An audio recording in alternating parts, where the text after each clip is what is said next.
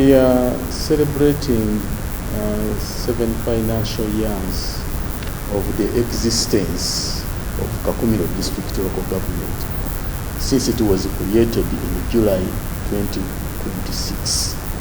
That's what we are celebrating. For these years, I will start from where we are seated. We have been able to put up a new administration block, which is having square meters of floor area of 2,460 square meters. It has a ground floor. It also has the first floor and the second floor. That's the last floor.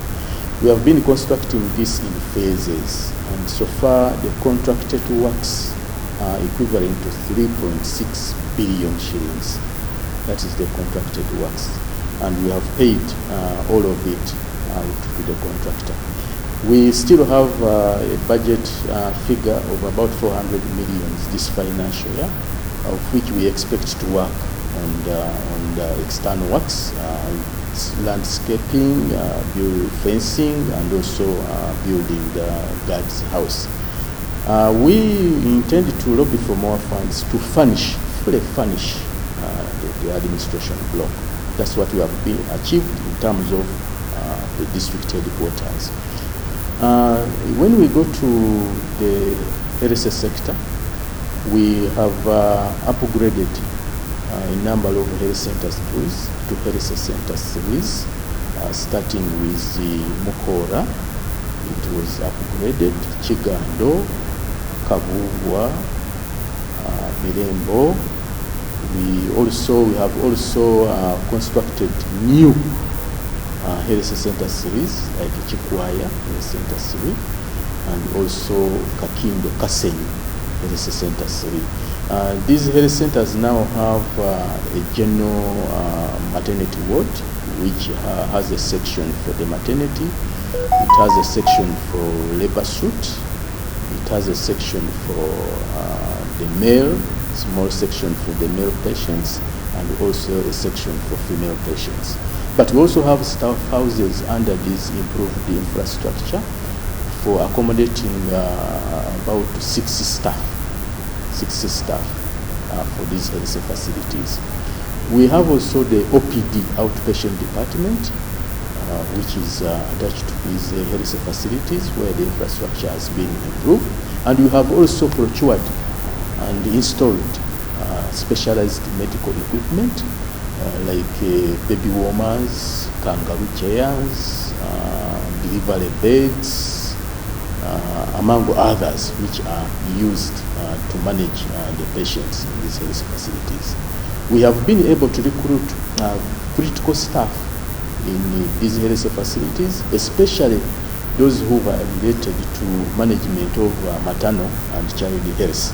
Those are the midwives for health center series, and we have been able also to recruit medical officers and the anesthetic officers at health center boys who are able to manage cesarean sections in the case of referral from the health center series. We have also managed to procure some diagnostic equipment, especially for health center 4s, like the ultrasound scan. We can now be able to monitor the development of a baby, and we administer adequate prescription and management of the mother during pregnancy. We have also procured the operating tables and also anesthetic machines to improve especially the referral services at health center force.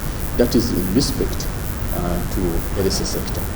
In respect to secondary education, we have constructed 2 new secondary schools. That is one of Christ the King Secondary School in Pasanda, with a fully fledged science laboratory, an ICT library block, staff houses, administration block, and classroom blocks, with furniture and also ICT equipment. So we have been able to do that fully for Christ the King. The other school which we have also undertaken is the Kitayuka. It's also entirely new, Kitayuka City Secondary School. It's a new school. We have also constructed it in phases, but all mirroring the same infrastructure which is in Pasana. We have made improvements also in St. Paul Kakumiro by putting there an ICT library block. We have put there 2 classroom blocks. We have put there a science laboratory block and latrine facilities. That is also a secondary school. The other school, secondary school, where we have given structures is Narrow Secondary School. We also put there a classroom block, and we believe that all these infrastructure improvements will enable us to improve the environment for teaching and learning. There is also another school, Ngoku Secondary School. We have been able to put there a science laboratory. We have been able to put there a general purpose hall, multi-purpose hall. We have constructed there an ICT library block, and we have also been able to provide them with latrine facilities.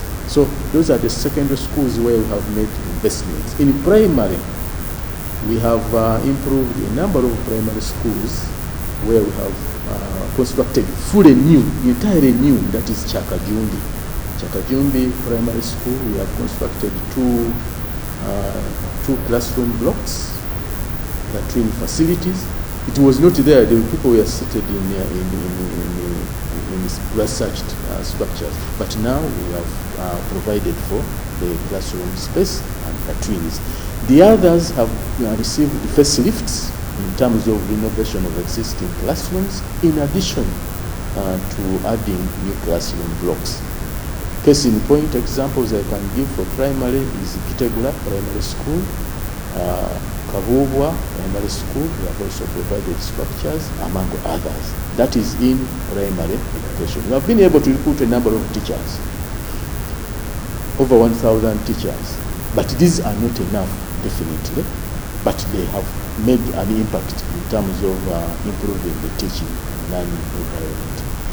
And roads sector, we have a shortfall of about 649 more teachers whom we need to ensure that we have a ratio of 1 to 53, 1 teacher to 53 learners.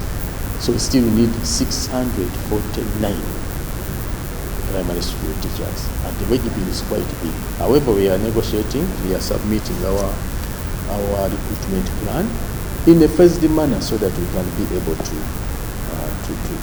improve on the teacher preparation. However, you should know that this is a moving target, because every year the population is increasing.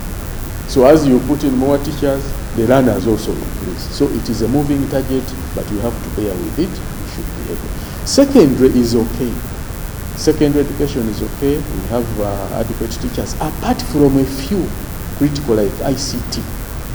Teachers handling ICT, we still have a shortfall, and the budget is still a constraint. But I believe next financial year we will be able to get additional money to fill all the positions of the teachers under the secondary education. When we go to parish development model, we have been able to disperse 32 billion shillings to 31,000 household beneficiaries. And they have invested this money in a number of enterprises, starting with piggery, coffee production, poultry, basically. These ones have been very good enterprises, and the people are willing to pay back. They are willing to pay back the loans which they got with interest.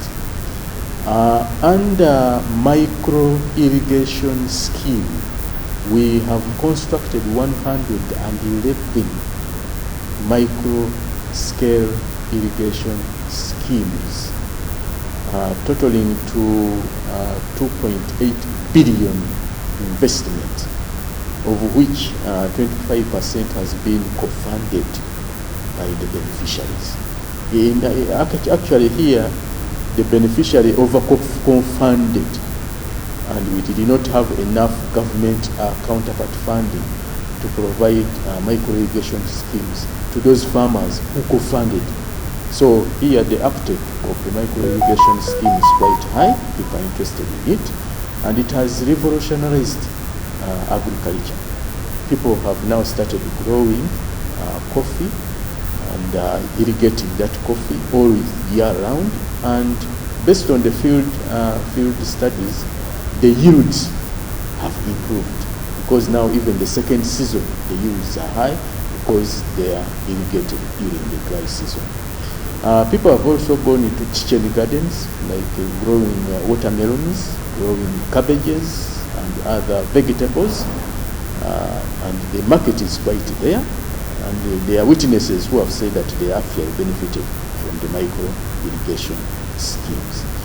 Livestock has also benefited out of the micro irrigation scheme.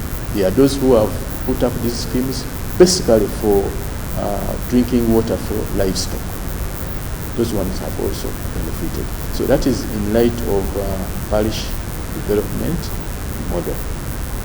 Under roads infrastructure, we have a road unit with 2 dump trucks, a roller, we have an excavator, we also have a motor grader.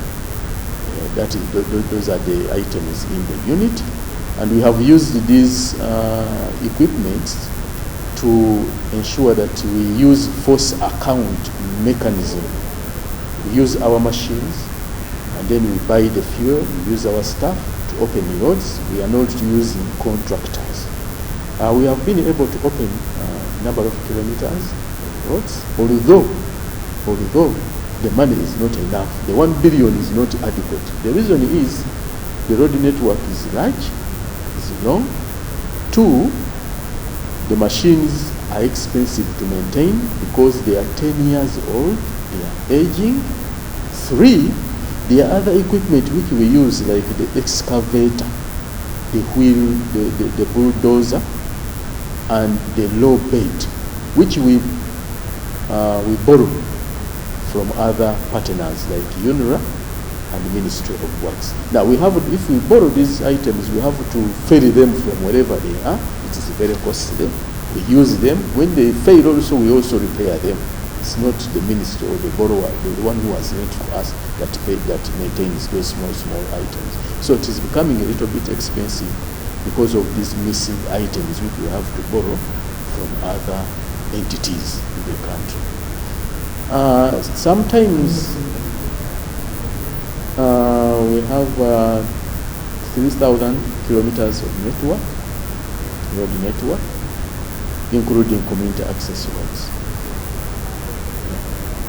Sometimes the escalation of fuel prices also impacts on the actual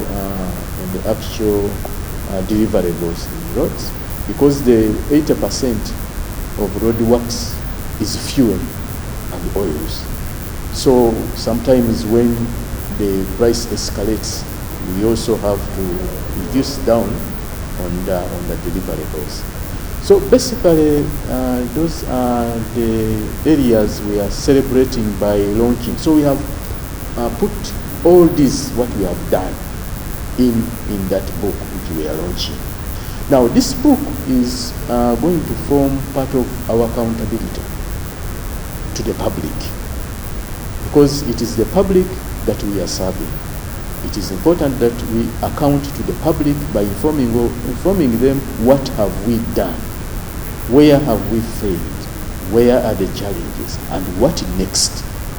So it is going to be part of the accountability. We also want their feedback, because by launching this book, we should be able to get feedback from the citizens. They will tell us maybe we would have done better here and there, and therefore this will form the basis of planning for the next financial years. I also really believe that the political leaders will make use of this book to draft their political agenda for the next 5 years. You know, they have to get manifestos. And when they read what we have done and what we have not done, they will be able to use this book as a basis to develop their political manifesto for the next 5 years of their term of office. So basically, this is going to be a living book. It will be rolling. As we get new items, we put them there. We drop what is not necessary. We indicate also the feedback from the community. So it will continue to be a living document. And we shall post it on our district website and the other social media platforms so that we can be able to get wider feedback. I also believe the development partners, when they read what we are doing and also look at the opportunities we can in this book, they will be able to bring in foreign investment, domestic investment in this district. So I believe that this book we are launching will have a very big impact on publicizing the district, bringing the image of the district to light, and also creating opportunities for people to come and work with us. So, challenges. We still definitely have challenges, just like I've said in road sector. The road unit is not complete. There are those vital equipment which the country, I think, should think about, like the excavator, which we use to excavate gravel material. Because gravel material is very key in ensuring that your road is sustainable. And if you have to buy gravel, then it becomes very expensive. But if I have that equipment and I excavate gravel, I will be able to work on quite many roads. Some places require bulldozers. So we also need at least a bulldozer in the unit. It may be provided if government can use a cluster of districts for those big equipment. That is well and good, so that we can be able to use as a cluster of districts. And then movement of these equipment. Some equipment are supposed to move on the road for a long period, like the roller, like the bulldozer, like the excavator. If you get it, you need a low bed. So the low bed is also a vital element in the road unit. So those are some of the challenges in the road construction. Now, from the perspective of the beneficiaries, the challenge you have there with the beneficiaries is that they block the drainage channels. When we work on the road, there's that tendency of blocking the drainage channels because they want access of water for either rice growing, and the moment you block the drainage of the road, then you have killed the road. So that's a very big challenge. Then getting gravel, very expensive. People don't want to give free gravel. Gravel, they want to sell it. Yet it is the main item that is required for road maintenance. So if the community can cooperate with us, we can do more kilometers if they can really give us gravel, at least at a cheap price or free of charge. We only have to replace the soils after excavating the gravel. Now, in the health sector and the education sector, the staffing is still a challenge. We don't have adequate staff. The structures were improved depending on the number of patients we have. The population has grown, so we need more staff to be recruited to service the health sector. But we need also more money as a wage. As a country, we are still grappling with ensuring that we get adequate wage budgets to recruit staff, especially the critical health workers, like the midwives, anesthetic officers, medical officers, who are very expensive anyway. Then we also have other equipments, diagnostic equipments, which we need to procure as a local government. We don't have enough money to do that. And we need them in order to make sure that we diagnose our patient properly and give them the right medicines. In the primary education, the challenge still we have also is staffing, just like it is in health. Then from the perspectives of the parents, some parents don't bring their children to learn consistently. And they don't know that learning starts from day 1 to the last day. Now, when a child misses some of those days, it affects or it impacts on the learning achievement levels. So that is still a problem, although we are trying to convince the parents to make sure that they consistently send their children to school throughout the term and throughout the academic year. Here is I have 56%. But because of the big enhancement, salary enhancement, I need, when I calculated to get at least 75%, I need an additional 4 billion. 4 billion shillings required additional to reach 75% only of the structure. So it is still a long journey which we have. That is for heresy. For primary education, I still need about 6,000 teachers in order to reach that ratio of 649 teachers. In order to reach that ratio of 1 teacher to 3 learners. Our district budget is 42 billion, out of which 20 billion is wage.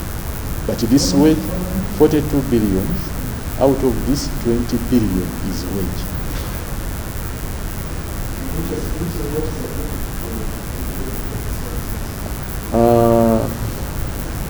The budget we had put there, at least to give 75%. It may not be the whole. It's about 45 billion wage, only wage across the board. That is primary education, secondary education, tertiary education, then health centers, and then other political staff in some counties in totality. For service delivery, because I've talked about the wage, actually, that is the wage component. For services, it depends on, like for road works. When we calculated the cost of working on a kilometer versus what we get, we need an additional 1.6 million per kilometer. We need an additional 1.6 million per kilometer in terms of total.